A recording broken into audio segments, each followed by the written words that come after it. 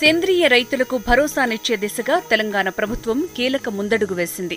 సేంద్రియ ఉత్పత్తులను ధృవీకరించేందుకు అపెడా నుంచి అనుమతి పొందిన రాష్ట్ర సేంద్రియ ధృవీకరణ అథారిటీ సేంద్రియ ఉత్పత్తులను ధృవీకరించనుంది. సేంద్రియ వ్యవసాయాన్ని రైతులు ఒక ఆలోచన విధానంగా అమలు చేయాలని వ్యవసాయ శాఖ ముఖ్య కార్యదర్శి పార్థసారథి సూచించారు. రైతులు ముందుకు వస్తే ప్రభుత్వం, అధికారులు సహకరించడానికి సిద్ధంగా ఉన్నారని స్పష్టం చేశారు. సేంద్రియ ధృవీకరణ పత్రం పొందటానికి ఎకరానికి 1,860 మొదలుకొని 25 ఎకరాలకు 2,100 రుసుముగా చెల్లిస్తే సరిపోతుందన్నారు.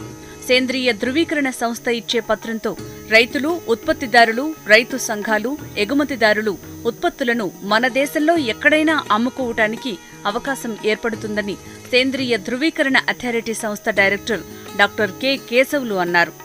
ప్రకృతి సహజంగా వచ్చేటి అది మొక్కలకు సంబంధించి కానీ, లేకపోతే జంతువులకు సంబంధించి కానీ, లేకపోతే సూక్ష్మజీవులకు సంబంధించి కానీ, వీటికి సంబంధించినవి ఏది వాడినా మనము సేంద్రియ వ్యవసాయ పద్ధతులుగా మనం అందరం చూడాల్సి వస్తుందనే విషయాన్ని నేను తెలియజేస్తూ ఉన్నాను.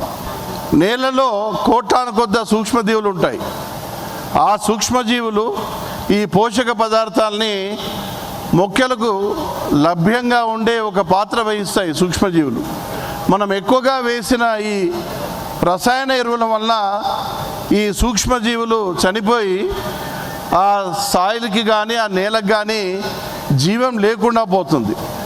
కొన్ని సంవత్సరాల తర్వాత సేంద్రియ వ్యవసాయం కూడా ఒక లాభసాటి వ్యవసాయంగా తయారవుతుందనేది దాంట్లో ఎలాంటి అనుమానం లేదు. కానీ ఎన్ని సంవత్సరాలు పడుతుందనేది ఆ నేలను బట్టి ఆధారపడుతుంది.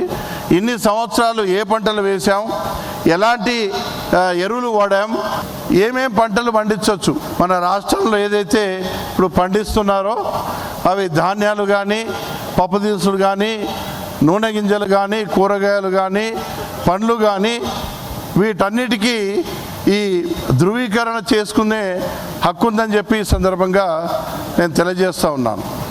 రాష్ట్ర వ్యాప్తంగా, దేశవ్యాప్తంగా ఒక్కో సంస్థకి ఒక రిజిస్ట్రేషన్ ఫీ ఉంది. మన తెలంగాణ రాష్ట్ర ప్రభుత్వం దేశంలో ఉన్న అన్ని సంస్థల కంటే, అందరూ ఎన్జిఓల కంటే, ఎవరైతే సంస్థలు ధృవీకరణ ఛార్జెస్ తీసుకుంటూ ఉన్నారో వాళ్ళందరికంటే తక్కువ ఛార్జెస్ మన తెలంగాణ రాష్ట్రంలో ఉన్న ధృవీకరణలు ఉన్నాయని మాత్రము మేము ఖచ్చితంగా చెప్పగలము.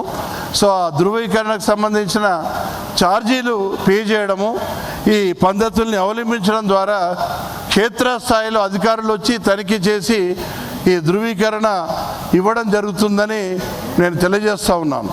సేంద్రియ రైతులకు మేలు చేసే దిశగా ప్రభుత్వం చేపడుతున్న చర్యల పట్ల సేంద్రియ రైతులు హర్షం వ్యక్తం చేశారు.